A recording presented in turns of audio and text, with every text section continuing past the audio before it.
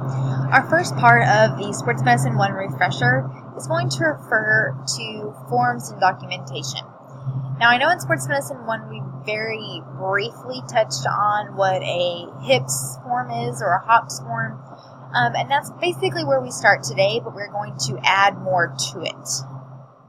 So if you go to our first slide, let me scoot things over so you can see them a little bit better. Okay.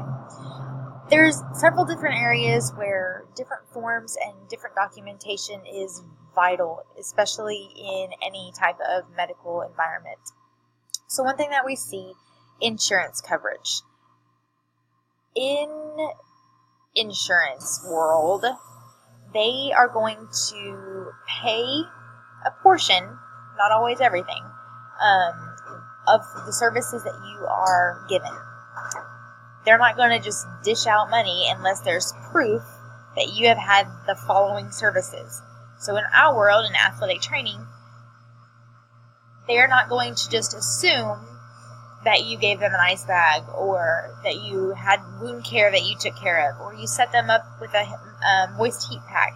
You have to have documentation saying, okay, this athlete came in and these are the following things that we have done for him, the services that we have provided. And they go in and they literally have an amount that says, okay, you gave them an ice bag, we will pay you $5 for every ice bag. And so there's actually a little chart that will show every service provided, what their insurance will cover. And of course every insurance company is different, but that's kind of how this process works.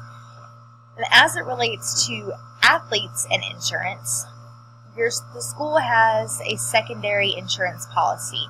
And what that means is if you have insurance with your family or your parents, their coverage is always going to be primary. Meaning, when you've had a service provided to you, that primary insurance company is going to review it and say, okay, if it was a bill worth $100, they'll say, okay, well, we can pay 50% of that.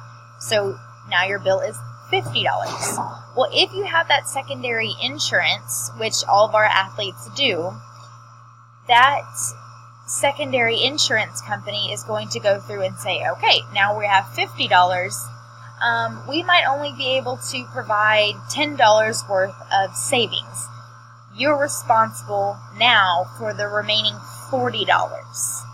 And so usually a secondary insurance policy from this athletic coverage is not going to be great.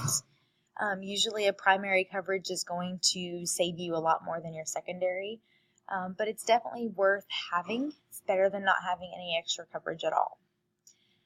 So with that being said, the physical therapy world pretty much lives by this. Every little thing that you provide for an athlete or a patient has to be documented, because these insurance companies are going to pay the physical therapy clinics that are providing you care.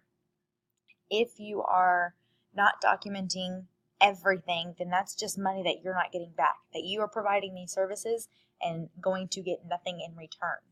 And so that's very important to kind of keep in mind. Obviously, in athletic training, documentation is still important to do, but we don't have somebody behind us that's going to come pay us for our services. I wish. We've talked about our assignment in class. Your information for that is on the Google Classroom, so I'm not going to talk about that in our video. So one of the forms that we see a lot is the injury evaluation form, okay? And over the 6 years that I've been at LHS, that has kind of changed. We've had the original form that we would take our clipboard, go talk to the athlete, and fill it in as we go along. We'd file that in their paperwork and be done with it. Today, we have an online system that we can go in and put that information in the computer for us electronically, which makes things a whole lot easier for us. But they all have the same general information. This is where our HOPS comes into play. Okay, so before we talk about that log, I want to go ahead and quickly refresh what HOPS stands for. The H is for history. Remember, history is you talking to the patient to gain information. Their name, date of injury, what did it feel like when you got hurt, mechanism of injury, how did you get hurt, just asking those questions. You haven't touched them. You're just trying to gather every piece of the puzzle that you can. Observation or inspection, you're looking at the injury. Is it swollen? Is there discoloration? Is something not look right? Okay, is it have redness? That's going to be, again, I haven't touched the patient yet. I'm just looking at them. And the last one is not the last one. The P is for palpation, touching. What do you feel? Do you feel something that doesn't feel normal? Is there maybe a pocket of swelling and it's really squishy? Or do you have that crepitus, that crunchy bone sensation that would indicate a fracture? And the last part is special tests. And this is where we've pretty much narrowed down to a few things, and we're trying to figure out specifically the structure. Is it a ligament that's injured? Is it a tendon that's injured? Different tests that help us to determine what's truly going on specifically to that part of the body. So I am going to take us over here to this page real fast. This is our injury evaluation form.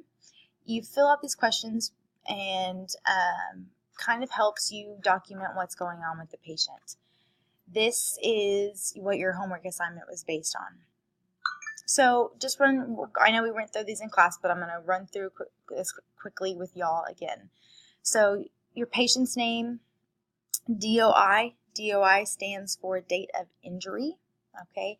And DOE, date of your evaluation, okay? It's very important that we have that information because, especially in the insurance documentation world, if you get hurt but don't seek any type of care for several weeks or even months, then that could affect whether you get covered, okay?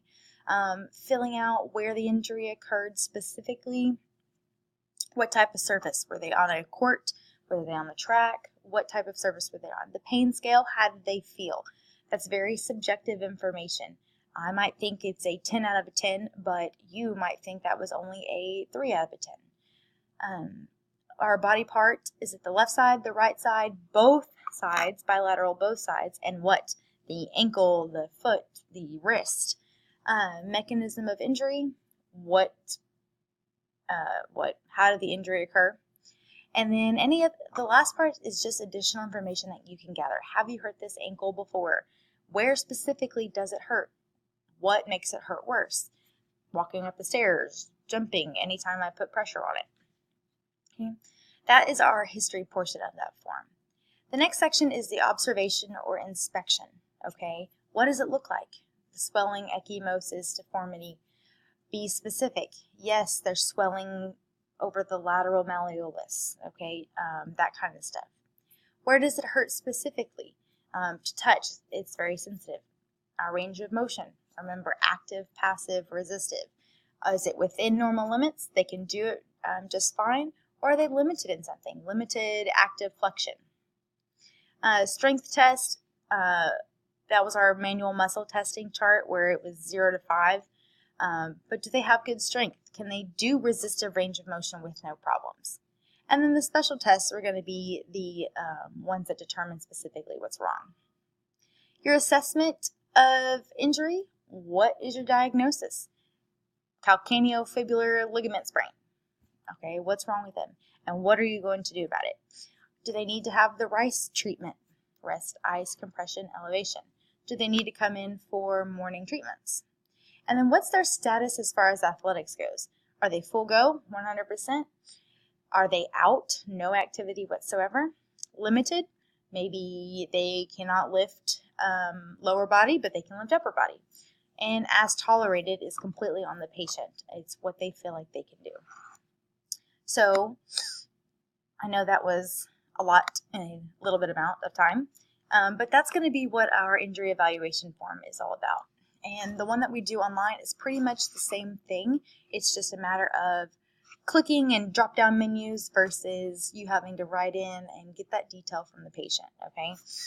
The next one that we talk about is the treatment log, okay? And with the treatment log, this again is online now, thanks to the beauty of that. But there is another way to just document everything that you've done with your patient, trying to make sure that any treatment that you've done is taken care of.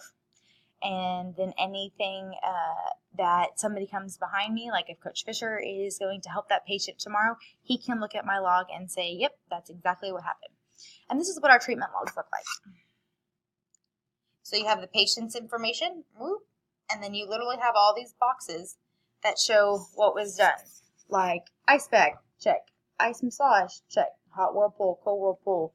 Everything, you just check it off on this sheet, okay? Now, we don't really use those anymore. Now we do everything online. But it's still the same thing. I still have to check the box and see what was done. The last form is a SOAP note, okay? And I kind of think of SOAP notes as a update, a progress report. And so you're gathering information from your patient. The S part stands for subjective. What are they telling you? It feels better when I do this, or, I tried to jog yesterday and I couldn't quite do it. Objective, things that you can see. The swelling has gone down. Okay, there's still some minor bruising, that kind of stuff. Assessment, still saying our injury is calcaneofibular ligament sprain. And then the plan, how are we going to treat this? So we are going to do an ice bath every day and active range of motion and go from there, okay? This is what a SOAP note looks like. Very, very basic. You literally fill in every information. There's not really any categories. You're just gathering. And the last little part of this our first talk is these terms, okay? These are just terms from Sports Medicine 1 that you need to make sure you're familiar with as we go on through this chapter. The next time we talk, we are going to talk about the sports medicine team.